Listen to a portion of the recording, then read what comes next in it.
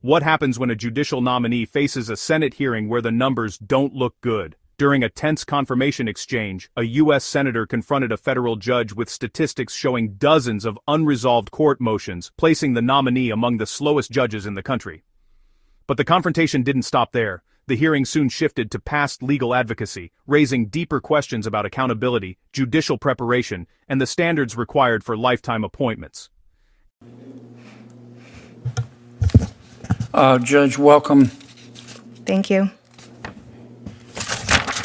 You are probably the least productive member of your district court, isn't that right?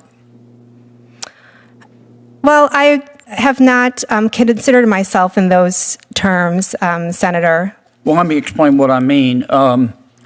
You have 125 motions pending that you've declined to decide. Let me finish. That's more than any other district judge in the entire Seventh Circuit. In fact, you rank 7th highest nationally, do you not? I am not familiar with those statistics, Senator Kennedy. You haven't looked? I did look in preparation for this hearing, but I didn't compare myself to others. You haven't seen that you ranked the 7th, the worst in the country in terms of making decisions? You are the first to tell me this. And I think for me, I stress the quality of my decision making. And as I explained, I came on, I was the first district judge to come on during this administration. Yeah, but so were all the others.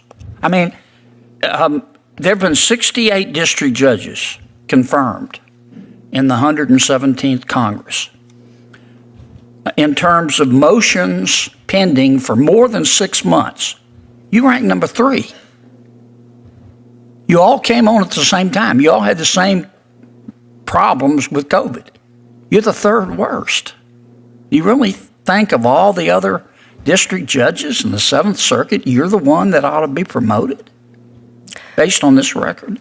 Senator, this is something that I've discussed with my fellow judges. Many of us new judges from... I thought you said you'd never looked at these statistics. I haven't, these particular statistics I am not familiar with. But in terms of new judges, both from the current administration and the former administration, we are quite a collegial bunch. And oftentimes talk about the pressures of a new judge and the way reassignments work in our district, which is that you get, for example, 300 cases. Yes, ma'am, I understand. I'm familiar with the procedure in federal court. Here's what I'm trying to understand. Why is your record so bad?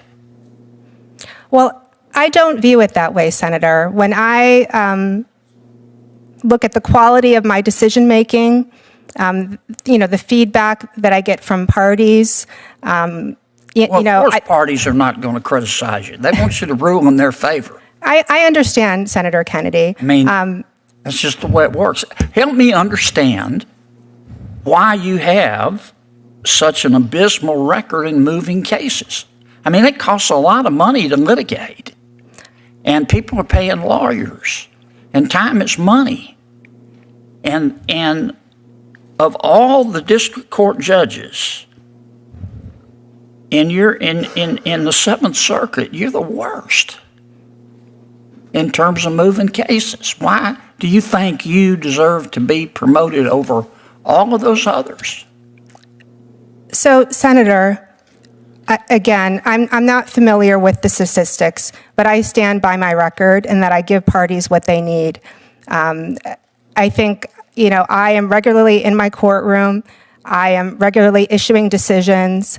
I just came on at a very difficult time where there was a backlog in the courts. So did everybody else. Let me ask you, when you were a partner in your law firm, you volunteered to write a brief on behalf of the Brady Center. You wrote the brief, and this is what you said. You volunteered for this. You weren't being paid. Is that right? This was a pro bono case that one of my partners brought in, yes. You said, quote, assault weapons may be banned because they're extraordinarily dangerous and are not appropriate for legitimate self-defense purposes, close quote. Tell me what you meant by assault weapons. Thank you, Senator Kennedy. Just to clarify there, I was local counsel. Our Supreme... Yeah, but you wrote the brief. Tell me what you meant by assault weapons. Senator Kennedy actually... be evaluated by efficiency in case management or by the depth and quality of their legal reasoning. Then the hearing shifts again. The senator raises a past legal brief connected to the Brady Center to Prevent Gun Violence, asking the nominee to explain legal arguments that supported banning certain firearms. But when pressed to define the policy referenced in that brief, the nominee struggles to recall the specifics. That moment becomes the turning point of the exchange, because confirmation hearings aren't just about legal philosophy, they're also about preparation, ownership, and the ability to defend past legal positions under scrutiny. For senators deciding whether to grant a lifetime judicial appointment, those moments matter. This is Capitol Deep Dive.